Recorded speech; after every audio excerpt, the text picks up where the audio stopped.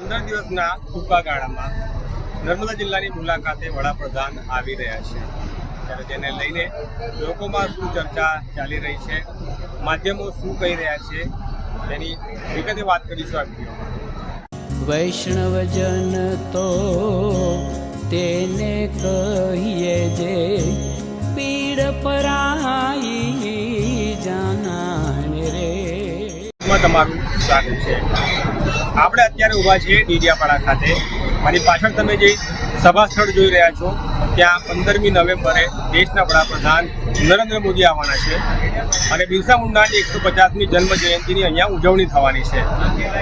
અહીંયા તેઓ જ્યારે ડીડિયાપાડા ખાતે ઉતરાણ કરશે ત્યારબાદ નગરમાં રોડ શો કરીને સભા સ્થળ પર પહોંચવાના છે। પહેલાં જે ડીડિયાપાડાના બિરસા મુંડા ચોક ખાતે જે પ્રતિમા આવેલી છે ત્યાં ફુલહાર કરવાના છે, ત્યારબાદ તેઓ અહીંયા આવશે અને અહીંયાથી તેઓ દેવમોગરા મંદિર ખાતે જવાના છે। એના પાછળના કારણોની ખૂબ ચર્ચા ચાલતી હોય છે।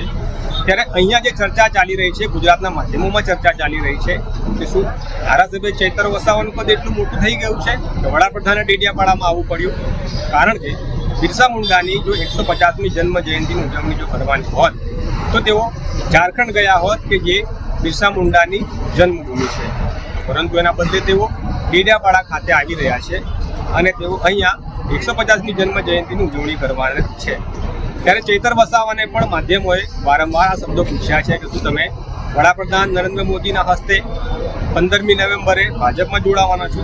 ત્યારે તેઓ ઘણી વખત ઇનકાર કરી ચૂક્યા છે, પરંતુ આ રાજકારણમાં કંઈ પણ કહી શકાય નથી, કાલે ઉઠીને કંઈ પણ થઈ શકે છે। પરંતુ હવે ડીડિયાપાડામાં ફર્યા છે, લોકો સાથે વાત પણ કરી છે, તેમના પણ અભિપ્રાય જાણવાની કોશિશ કરી છે। ત્યારે ગુજરાતના રાજકારણમાં અને એ સોશિયલ મીડિયામાં ચર્ચાઓ ચાલી રહી છે કે ડીડિયાપાડા આમ આદમી પાર્ટીના ધારાસભ્ય ચૈતર વસાવાનું પદ જે રીતે મોટું થઈ રહ્યું છે, ઉમરગામથી લઈને અંબાજી સુધી ગુજરાતના આદિવાસી બેલ્ટમાં તેમની જે પ્રકારે મજબૂત પકડ ઊભી થઈ છે તેનો સામનો કરવામાં ગુજરાત ભાજપ સંગઠન કે ગુજરાતની ભાજપ સરકાર નિષ્ફળ નીવડી હોય અને હવે ધારાસભ્ય ચૈતર વસાવાની જે અસર છે તે ઓછી કરવા માટે આદિવાસીઓ માટે કલ્યાણકારી યોજનાઓ હજારો કરોડના કામોના લોકાર્પણ કરવા માટે વડાપ્રધાન નરેન્દ્ર મોદી ગ્રાઉન્ડ પર ઉતરી રહ્યા છે તે વાતની ચર્ચા પણ ચાલી રહી છે। તો મારી પાછળ તમે જે સભા સ્થળ જોઈ રહ્યા છો ત્યાં હજારોની જનમેદની 15મી નવેમ્બરે એકત્રિત થવાની છે, તો એની સમાંતર નેત્રંગની અંદર જનજાતીય ગૌરવ દિવસની ઉજવણી ધારાસભ્ય ચૈતર વસાવાના નેતૃત્વમાં થવાની છે।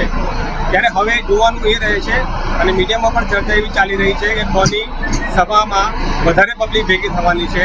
ચૈતર વસાવાની નેત્રંગ ખાતેની સભામાં પબ્લિક વધારે થશે કે ડીડિયાપાડા ખાતે વડાપ્રધાન નરેન્દ્ર મોદીની અધ્યક્ષતામાં જે કાર્યક્રમ થવા જઈ રહ્યો છે તેમાં વધારે ભીડ એકઠી થવાની છે, એને લઈને પણ ખૂબ ચર્ચાઓ ચાલી રહી છે। તો આ જ પ્રકારના ન્યૂઝ માટે નવજીવનની સાથે જોડાયેલા છે।